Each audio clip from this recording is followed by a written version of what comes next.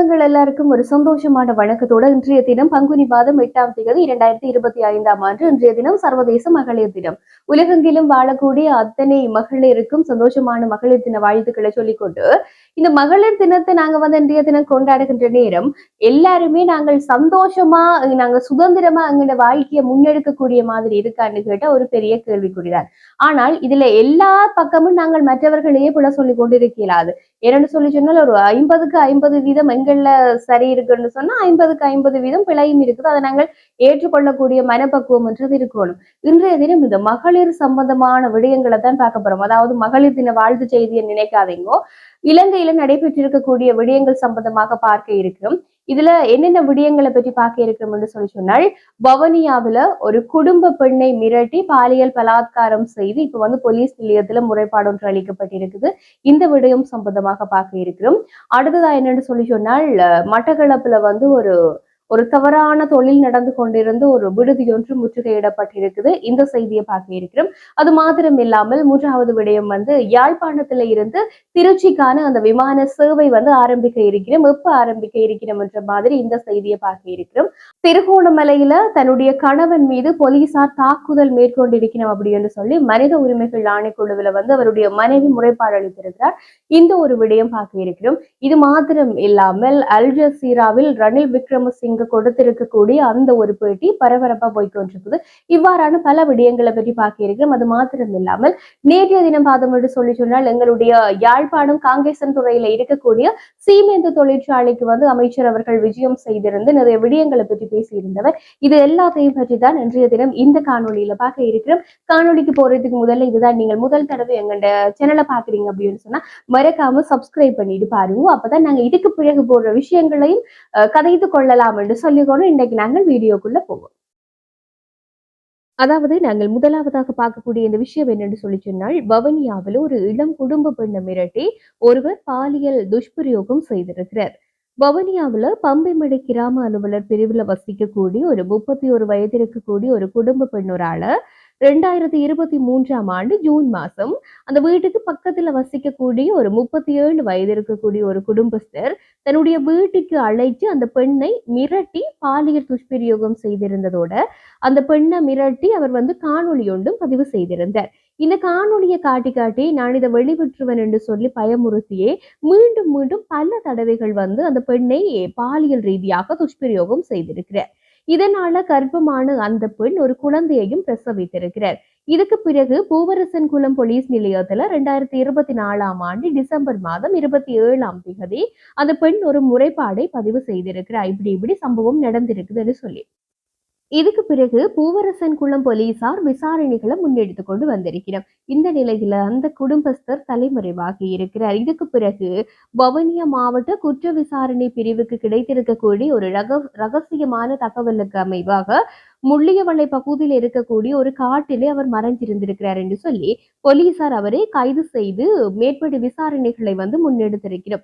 இதில் நாங்கள் முக்கியமா பார்க்கக்கூடிய ஒரு விடயம் என்னென்று சொல்லி சொன்னால், ஒருவர் எங்களை காணொலி எடுத்து மிரட்டுகின்றார், அச்சுறுத்துகின்றார் என்று சொல்லி சொன்னால் நாங்கள் அதை யாருக்கும் தெரியப்படுத்தாமல் இருந்தால் அது ஒரு தடவை என்பது பல தடவைகளாக அதிகரிக்கக்கூடும். இதனால எந்த ஒரு தயக்கமும் இல்லாமல் பெண்கள் தங்களுக்கு எதிராக நடக்கக்கூடிய அநீதிகளை சமூகத்துக்கு தெரியப்படுத்தணும்.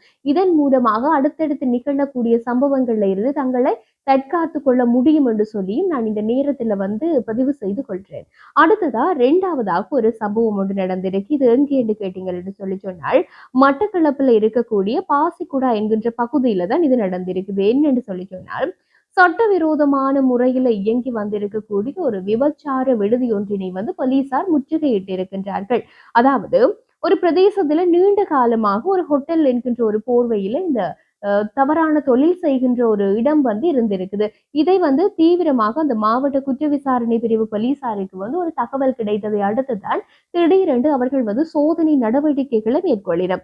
அப்படி சோதனை நடவடிக்கைகளை மேற்கொள்ளக்குள்ளதான் அவைக்கு தெரிய வருகின்றது இங்க ஒரு அதாவது ஒரு ஹோட்டல் என்கின்ற பேரில் ஒரு தவறான தொழில் செய்கின்ற இடம் ஒன்று இருக்குன்னு சொல்லி அங்க வந்து ஒரு பெண் முகாமையாளரா இருந்திருக்கு. அது மாத்திரம் இல்லாமல் அந்த சமயத்துல 2 தவறான தொழில் செய்யக்கூடிய பெண்கள் வந்து கைது செய்யப்பட்டிருக்கிறோம். ஆக மொத்தம் 3 பெண்களையும் கைது செய்து வந்து மேலதிக விசாரணைகளை வந்து முன்னெடுத்துக் கொண்டிருக்கிறதாகவும் பாசிக்குடா போலீசார் வந்து தெரிவிச்சிருக்கிறோம். ஆக மொத்தத்துல நாட்டில எவ்வளவோ ஒரு கேவலமான வேலைகள் இப்படி நடந்து கொண்டிருக்கிற நேரத்துல வந்து மகளிர் தினத்தன்று நாங்கள் வந்து வெறுமனையே எல்லாரையும் குற்றம் சாட்டி கொண்டிருக்காம பெண்கள் மேல இருக்கிற தவறுகளையும் ஒப்புக்கொண்டு எதிர்காலத்துல இதெல்லாம் திருத்தாமல் விட்டால் எங்கிற நாடு எந்த ஒரு சீரழிவான நிலைக்கு போகும் என்று சொல்ல முடியாது.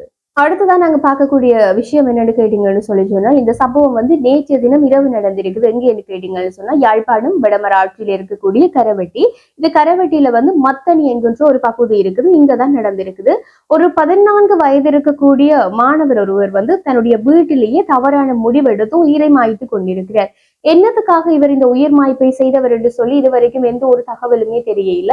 போலீசார் இது சம்பந்தமான மேலதிக விசாரணைகளை எல்லாம் முன்னெடுத்து கொண்டு வரையினும் அது மாத்திரம் இல்லாமல் அந்த மாணவனுடைய உடலம் வந்து உடற்கூற்று பரிசோதனைக்காக வைத்தியசாலையில வைக்கப்பட்டிருக்குது.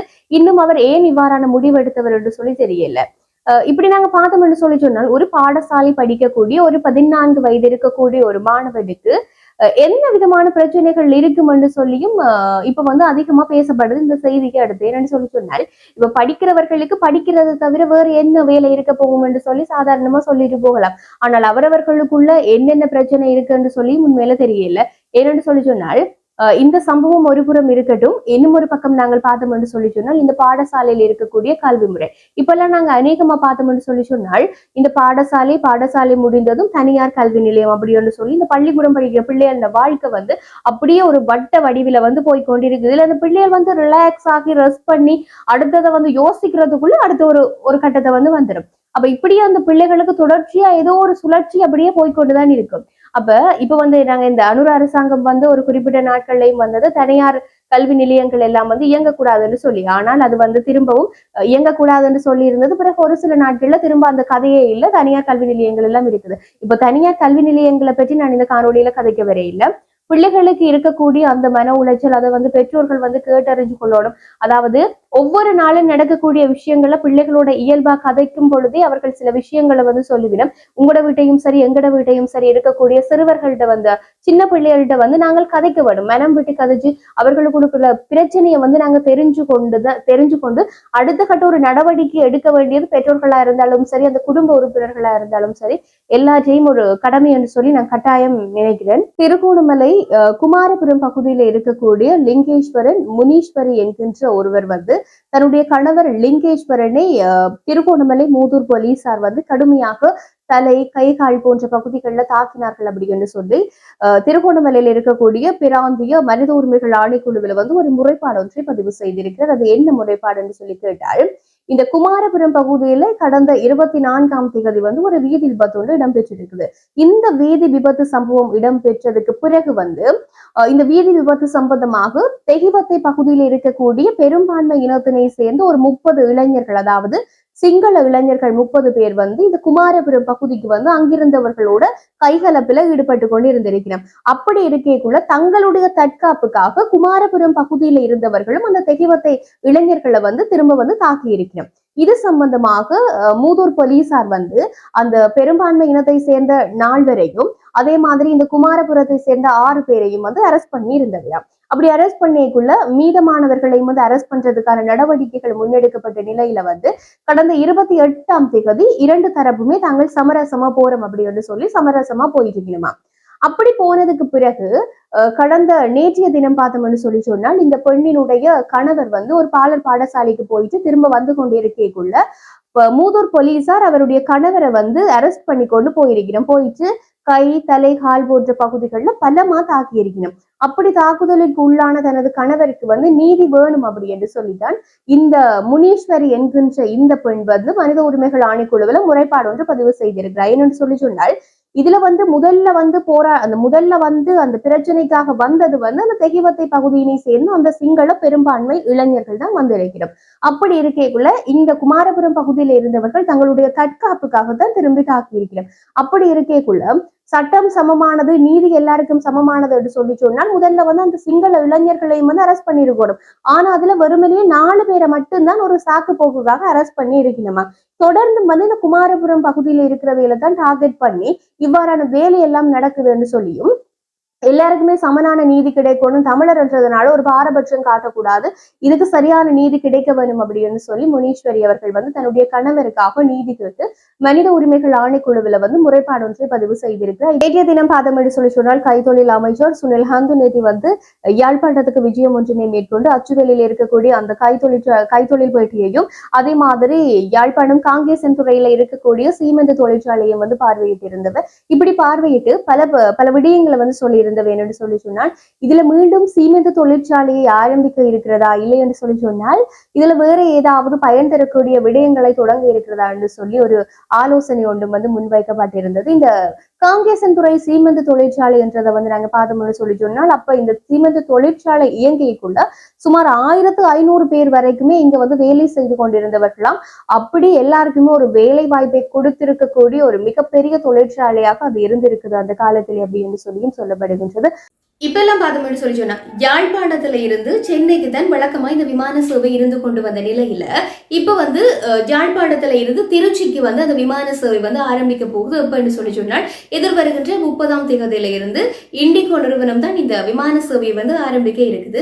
இதன்படி பார்த்தோம்னு சொல்லி சொன்னால் இந்த விமான பயணத்தின் அட்டவணை எப்படி இருக்குன்னு சொல்லி சொன்னால் மதியம் 1:25 வந்து திருச்சி விமான நிலையத்துல இருந்து புறப்பட்டு இந்த விமானம் வந்து 2:25 யாழ்ப்பாண விமான நிலையத்தை வந்தடையும். அதே மாதிரி திரும்பவும் மாலை 3:10 மணிக்கு யாழ்ப்பாண விமான நிலையத்துல இருந்து புறப்பட்டு மாலை 4:05 மணிக்கு திருச்சி விமான நிலையத்தை சென்றடையும் அப்படி என்று சொல்லியும் சொல்லப்படுகின்றது. திருச்சியில இருந்து பலாலி செல்றதுக்கான விமான சேவை தொடர்பான எல்லா வசதிகளும் ஏற்படுத்தப்பட வேண்டும் அப்படி என்று சொல்லியும் சொல்லப்பட்டிருக்குது. இதே மாதிரி தான் காங்கேசன் துறையில இருந்து நாகப்பட்டினம் செல்றதுக்கான கப்பல் சேவை வந்து அப்பப்ப இடைநிறுத்தப்படுகின்றது. ஒரு துரதிருஷ்டவசமான நிலைமையா இருக்கு. ஆனா காலநிலை காரணமாகத்தான் இவ்வாறு இடம்பெற்றுக் கொள்ளப்படுகின்றது என்று சொல்லியும் சொல்லப்படுகின்றது.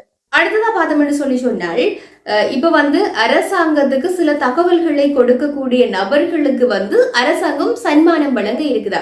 அது என்னன்னு சொல்லி சொன்னால் இப்ப இந்த சட்டவிரோதமா துப்பாக்கிகளை வைத்திருக்கிற நபர்களை பற்றின தகவலை சொன்னால் தகவல் சொல்கின்றவருக்கும் சன்மானம் இருக்கு, அதை பிடிக்கக்கூடிய போலீஸ் அதிகாரிகளுக்கும் வந்து ஒரு சன்மானம் இருக்குன்னு சொல்லி அரசாங்கம் இப்ப அறிவிச்சிருக்குது. இதன்படி பார்த்தோம்னு சொல்லி சொன்னால் சட்டவிரோதமான முறையில துப்பாக்கிகளை வச்சிருக்கிறவை என்ற தகவல்களை சொன்னா அவர்களுக்கு அதிகமான வெகுமதிகள் கொடுக்கப்படும் என்று சொல்லப்பட்டிருக்கு. இதன்படி பார்த்தால் T56 ரக துப்பாக்கியை தங்கள வசம் வச்சிருக்கக்கூடிய சந்தேக நபர்களை கைது செய்யக்கூடிய அந்த போலீஸ் உத்தியோகத்தர்களுக்கு 10 லட்சம் ரூபாவும் தகவல் சொல்கின்றவர்களுக்கு 7.5 லட்சம் ரூபாவும் வந்து வழங்கப்பட இருக்குதாம். அது மாதிரி பிஸ்டல் வச்சிருக்கிற சந்தேக நபர் ஒருவரை கைது செய்தால் அதை கைது செய்யக்கூடிய போலீசாருக்கு 4 லட்சமும் தகவல் வழங்குபவர்களுக்கு வந்து 3,50,000 ரூபாவும் வந்து வழங்கப்படுறதா இருக்கா. இது மாத்திரமன்றி சந்தேக நபர் இல்லாமல் துப்பாக்கி மாத்திரம் மீட்கப்பட்டிருந்தால் போலீசாருக்கு 7.5 லட்சம் ரூபாவும் தகவல் சொல்கின்ற அந்த நபருக்கு 5 லட்சம் ரூபாவும் வழங்கப்படும் அப்படி என்று சொல்லியிருக்கு. அதே மாதிரி கை கொண்டோட சந்தேக நபர் வந்து கைதாகினா போலீசாருக்கு 50,000வும் தகவல் சொல்றவைக்கு 30,000 ரூபாவும் வழங்கப்படும் அப்படி என்று சொல்லியும் போலீஸ் தலைமையகம் ஒரு அறிவித்தல் ஒன்று விடுத்திருக்குது. நாங்கள் இன்றைய தினம் இந்த காணொலியில இவ்வாறான விடயங்களை எல்லாம் பார்த்திருக்கிறோம். இது தொடர்பான உங்களுக்கு கருத்துக்களையும் வந்து என்னோட பகிர்ந்து கொள்ளுங்க. மறுபடியும் மகளிர் தின வாழ்த்துக்கள் என்று சொல்லிக்கொண்டு இன்றைய தினம் இந்த காணொலியை வந்து நிறைவுக்கு கொண்டு வர இது மாதிரி இன்னும் ஒரு விஷயம் பற்றி இன்னும் பல விஷயங்களை பற்றி கதைப்போம் என்று சொல்லிக்கொண்டு வீடியோ முடிக்கிறேன். நன்றி உறவுகளை.